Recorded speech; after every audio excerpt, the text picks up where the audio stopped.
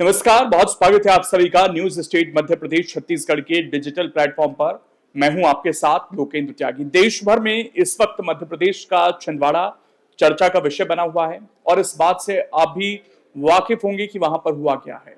वहां पर एक कप सिरप पीने से 21 बच्चों की मौत हो गई है। कई बच्चों का इलाज अभी भी जारी है और क्रिटिकल सिचुएशन है। कई बच्चे नागपुर में भर्ती हैं अस्पताल में, क्योंकि छोटे बच्चे हैं। किडनी पर जब सीधे असर होता है तो अब बच पाना बड़ा मुश्किल होता है और शुरुआत में तो इसको समझने में ही बड़ी दिक्कत हुई। लेकिन एक सवाल आपके जहन में आ रहा होगा कि कौन सी वो चीजें हैं जिससे हम ये पता कर सकते हैं कि भाई कफ सिर्फ असली है या नकली है या इससे बचा जा सकता है, क्योंकि ये बहुत टेक्निकल है। और कुछ एक दो चीजें ऐसी हैं जो मैं आपको बताऊंगा, आप उस पर गौर कर सकते हैं, जो आप समझ सकते हैं। क्योंकि ये बात सही है कि उसमें क्या सॉल्ट है, कितनी मात्रा में है, ये हर व्यक्ति को ना समझ में आता है और ना वो उस पर ध्यान देता है।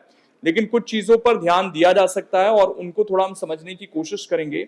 लेकिन इस पूरे मामले में कुछ लोगों को निलंबित किया गया सरकार की तरफ से। कुछ लोगों की गिरफ्तारी हुई है, खासकर जिस डॉक्टर ने प्रिस्क्राइब किया था उसकी इसमें गिरफ्तारी हुई है। और इसी को लेकर जो है अब प्रोटेस्ट शुरू हो गए हैं। डॉक्टर्स का जो खेमा है वो डॉक्टर जो इसमें गिरफ्तार हुए हैं उनको निर्दोष मान रहा है और ये कहा जा रहा है कि भाई उनकी क्या गलती है इसमें। यानी कि डॉक्टर्स अपने आप को यहाँ पर बचाते हुए पूरी तरीके से नजर आ रहे हैं। अब 21 बच्चों की जान गई है, डॉक्टर ने प्रिस्क्राइब किया, तो भैया उनकी कोई गलती नहीं है इसमें। कमेंट कर बताइएगा और इस वीडियो को आखिर तक देखिएगा, क्योंकि अभी कुछ चीजें और बताने वाला हूं। लेकिन क्या आप भी मानते हैं कि डॉक्टर को इसमें बिल्कुल लूप में ना लिया जाए? डॉक्टर की इसमें दूर दूर तक कोई गलती नहीं है। इस पर आपकी क्या राय है, कमेंट कर जरूर बताइएगा। क्योंकि ये दवाई का चयन कैसे होता है ये भी एक सवाल रहता है, क्योंकि डॉक्टर के पास तो बहुत सारे ऑप्शन होते हैं। वो कैसे तय करता है कि मुझे यही दवाई देनी है, ये दवाई नहीं देनी है। और जिस कंपनी को लेकर आरोप लग रहे हैं, बताया जा रहा है कि उसने बहुत घटिया क्वालिटी का सामान खरीदा। यहां तक कुछ लोग कह रहे हैं कि अगर ये दवाई भाई हाथी को भी दे दी जाए, जिसका शरीर इतना बड़ा है, उसको भी डैमेज कर सकती है। तो सोचिए छोटे बच्चे तो कितने सेंसिटिव होते हैं, उनके ऑर्गन्स कितने सेंसिटिव होते हैं। इस तरह की अलग अलग अब जो राय है वो डॉक्टर्स की निकलकर सामने आ रही है। तो भाई दवाई जैसी चीज में भी इतना बड़ा गड़बड़ झाला किया गया है, क्योंकि जो इसमें मिलावट की गई, बताया जा रहा है कि उसको अगर अच्छी क्वालिटी का खरीदा जाए तो वो बहुत महंगा पड़ता है। और ये क्या करते हैं, सस्ता बेचने के चक्कर में, मुनाफाखोरी के चक्कर में उसमें जहर मिलाते हैं एक तरीके से, जिससे इतने सारे बच्चों की जान गई है। बहुत सारे और दवाइयों के सैंपल लिए जा रहे हैं और चौंकाने वाली बात यह है कि उसमें से भी कुछ दवाइयां जो हैं वो सैंपल्स पास नहीं हो पा रहे हैं। तो ये बहुत बड़ा सवाल हमारे और आपके सामने आ गया है इस वक्त कि ये जो चीजें हुई हैं, क्या डॉक्टर्स जिसको हम भगवान का दर्जा देते हैं, दवाइयां जिनको हम ये सोच कर लेते हैं कि हमें आराम करेंगी, क्या ये अब जो है यकीन करने लायक नहीं है। और खासकर जब सरकारी अस्पताल या सरकारी डॉक्टर पर ही सवाल उठे तो गरीब आदमी कहाँ जाएगा। लेकिन कुछ चीजें हैं जिसका आप थोड़ा सा ध्यान रखें। तो कुछ चीजें यहाँ पर हो सकती हैं, उसको थोड़ा सा आज मैं समझने की कोशिश करता हूँ कि क्या क्या वो चीजें हैं जिनका आप ध्यान रख सकते हैं। देखिए, सबसे पहली बात तो यही है कि क्या करते हैं कुछ लोग कि जो ब्रांडेड दवाइयां हैं, मैं नाम नहीं लेता हूं किसी चीज का, लेकिन कुछ ब्रांडेड हैं तो उसका थोड़ा सा ना स्पेलिंग इधर उधर कर देते हैं ये लोग। तो उससे क्या होता है कि आदमी को एक मेमोरी रहती है कि अच्छा ये दवाई तो ठीक है, और आपको लगता है सस्ती मिल रही है, तो वो जो स्पेलिंग का हेर फेर होता है उस पर लोग ध्यान नहीं देते हैं। तो इस पर ध्यान रखें, जो ब्रांडेड है फिर उसका देखें कि स्पेलिंग ठीक है या नहीं। ये बहुत छोटी सी चीज है और ये सिर्फ दवाइयों में नहीं है। या आप देखते होंगे कि भाई कपड़ों में, शूज में, हर चीज में आजकल ये चीज की जा रही है कि हल्का सा नाम बदल दो और आपको लगेगा अच्छा ठीक है वही चीज है, ब्रांडेड चीजें सस्ती मिल रही है। लेकिन ऐसा नहीं होता। ये एक बहुत साइकोलॉजिकल गेम है जो सस्ता कर कर आपको खेलते हैं। दूसरा, इनकी प्रिंट क्वालिटी जो है वो बहुत धुंधली सी मिलेगी आपको, एकदम पुरानी सी दवाई दिखेगी, क्योंकि ये सिर्फ दवाई के अंदर कचरा नहीं बेच रहे हैं, जहर नहीं बेच रहे हैं, बल्कि इनकी प्रिंट क्वालिटी भी बहुत खराब होती है। देखिए, आप कह रहे होंगे कि ये मैं जो चीजें बता रहा हूं ये बहुत बेसिक हैं जिन पर हम ध्यान दे सकते हैं, क्योंकि जिनके बच्चे गए हैं वो बहुत ज्यादा अमीर आदमी नहीं थे, बहुत ज्यादा मैं कहता हूँ पढ़े लिखे भी आदमी नहीं थे कि वो उस चीज को समझे कि इसमें क्या सॉल्ट है, कितनी मात्रा में। और वो हो सकता है भाई पढ़े लिखे भी ना समझ पाए, क्योंकि वो टेक्निकल चीजें हैं, डॉक्टरी चीजें हैं, वो ज्यादा बेहतर उसको समझ सकते हैं।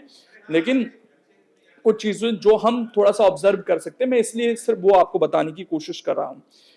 तीसरी इसमें जो इंपॉर्टेंट चीज आती है कि सील की स्थिति कैसी है, क्या सील अच्छे से टाइट बंद है या बहुत लूज दिखाई दे रही है, उसको बहुत गौर से देखें। वो एक चीज है जो कहीं ना कहीं बहुत इंपॉर्टेंट हो जाती है। फिर जो अच्छी कंपनी है, अच्छी दवाइयां हैं, उन पर अक्सर आपको क्यूआर कोड मिलेगा या बार कोड मिलेगा, उसको स्कैन कर जो है वो प्रोडक्ट की जानकारी आपको मिलती है। जो सस्ती चीजें होती हैं, नकली चीजें होती हैं, अक्सर ये इस चीज में भी धांधली करती हैं। तो एक बार आप स्कैन कर देख सकते हैं। मोस्ट ऑफ द लोगों के पास अब जो है, हमारे पास एंड्रॉइड फोन है, आपको कुछ भी नहीं करना है, जो भी आपके पास स्कैनर है, इवन जिससे आप पेमेंट करते हैं, यूपीआई पेमेंट करते हैं, उससे भी स्कैन करेंगे तो वो आपको डायरेक्ट उस दवाई की वेबसाइट पर लेकर चला जाएगा। वहां पर आप अगर चीजें मैच खाती हुई दिखती हैं तो फिर आप समझ सकते हैं। फिर बॉटल पर कुछ चीजें होती हैं, उन पर जरूर गौर करें। बैच नंबर, मैन्युफैक्चरिंग और एक्सपायरी। इसमें जो बैच नंबर होता है ये भी बड़ा इंपॉर्टेंट होता है, क्योंकि बैच नंबर तभी मिलता है जब उसको सर्टिफाइड किया जाता है जो हमारी अथॉरिटीज हैं उनकी तरफ से, तब वो बैच नंबर मिलता है। तो उस चीज पर भी आपको गौर रखनी है कि वो मेंशन्ड है वहां पर, लिखा हुआ है, प्रॉपर लिखा हुआ है या नहीं लिखा हुआ है, उसको भी थोड़ा सा ध्यान से जरूर देखें, तभी जो है उस दवाई को खरीदें। क्योंकि ड्रग्स स्टैंडर्ड कंट्रोल जो ऑर्गेनाइजेशन है हमारी, वो जो है इस चीज का ध्यान रखती है। कई कंपनियां जो हैं एसएमएस का भी ऑप्शन देती हैं, उन पर कर जो है आप जानकारियां ले सकते हैं। इसके बाद कुछ और चीजें हैं, ये तो उस पर जो चीजें ऊपर लिखी हुई हैं या सील हैं उसको आपने चेक कर लिया, आपको सब ओके लग रहा है। लेकिन इसके बाद जो है दवाई को भी पहचानने की कोशिश की जा सकती है।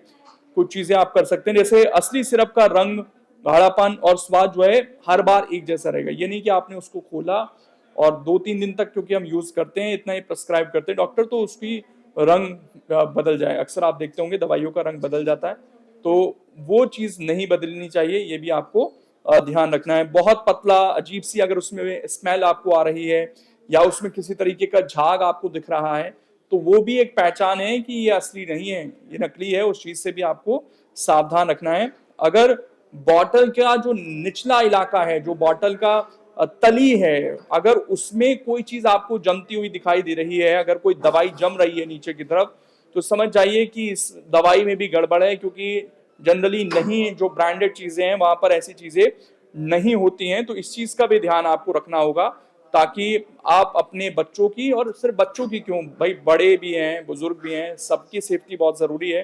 तो इस चीज का भी ध्यान रखें कि तली में वो चीज जम तो नहीं रही है। अगर वो जम रही है तो उसको डाउट कर सकते हैं आप, और इसकी बाकायदा आप कंप्लेन भी कर सकते हैं। मैं आपको कंप्लेन भी नंबर बता देता हूँ, ड्रग्स हेल्पलाइन बनी हुई है हमारे देश के अंदर, उन पर जाकर आप शिकायत कर सकते हैं।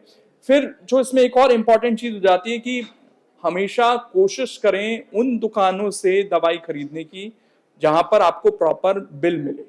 जी हाँ, ये बहुत जरूरी है। जहां प्रॉपर बिल मिलेगा, आपको पक्का बिल मिलेगा, उस पर दवाई का बैच नंबर, दवाई की एक्सपायरी, वो हर चीज मेंशन कर देते हैं। सिर्फ वो पैन से लिखा हुआ मेडिकल स्टोर पर आप कोशिश करें, प्रेफर ना करें। क्योंकि मैं इस केस में भी जितना अब तक जानकारी निकलकर सामने आ रही है, इन्होंने जो भी ये रॉ मटेरियल खरीदा था दवाई बनाने के लिए, इनके पास कोई बिल वगैरह नहीं मिल रहे हैं। इन्होंने कैश में पेमेंट किया या यूपीआई कर दिया, जो जनरली बड़ी कंपनियां करती हैं। भाई उनके पास प्रॉपर इनवॉइस आते हैं, बिल आते हैं।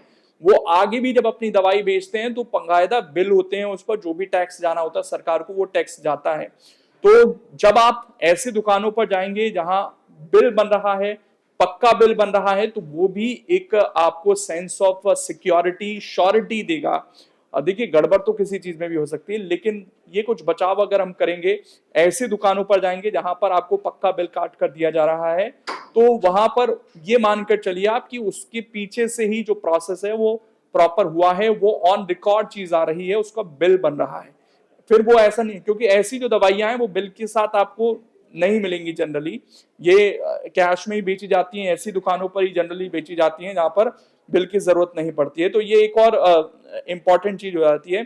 फिर हमारी हेल्पलाइन नंबर है, आप जाकर वेबसाइट विजिट कर सकते हैं। इंटरनेट पर कुछ नंबर्स आप मेंशन किए हुए होते हैं, अलग अलग राज्यों के अलग अलग हैं। तो जिस भी राज्य में आप रहते हैं, कोशिश करें कि जो राज्य के ड्रग्स कंट्रोल ऑफिस हैं उसकी वेबसाइट को एक बार विजिट करें और अगर आपको कुछ भी डाउट है तो वहां पर जो भी फोन नंबर आपको मिलता है उसको सेव करें और उस पर शिकायत कर दें। अगर कहीं भी आपको कुछ भी डाउट नजर आ रहा है, एक कोशिश ये करें कि एक आप भी थोड़ा सा जागरूकता रखें ताकि ना सिर्फ अपनी बल्कि और लोगों को भी आप बचा सकें। तो ये सारे पॉइंट्स हैं, ध्यान में रखिएगा। वीडियो को ज्यादा से ज्यादा लोगों तक पहुंचाइएगा, ये आपकी जिम्मेदारी है। अपने फैमिली मेंबर्स के ग्रुप में इस वीडियो को ज्यादा से ज्यादा साझा कर देना, न्यूज स्टेट को सब्सक्राइब कर लेना। और जो डॉक्टर्स इस वक्त कर रहे हैं, क्या डॉक्टर्स जिम्मेदारी से पूरी तरीके से बच सकते हैं, क्योंकि वो प्रोटेस्ट कर रहे हैं, वो ये कह रहे हैं कि हमारी क्या गलती है इसमें, उस पर भी आपकी जो राय है कमेंट कर जरूर बताइएगा। फिलहाल इस वीडियो को आपने अंत तक देखा, उम्मीद है कुछ नॉलेज आपको मिली होगी, कुछ सीखने को आपको मिला होगा। बहुत बहुत शुक्रिया आप सभी का जुड़ने के लिए।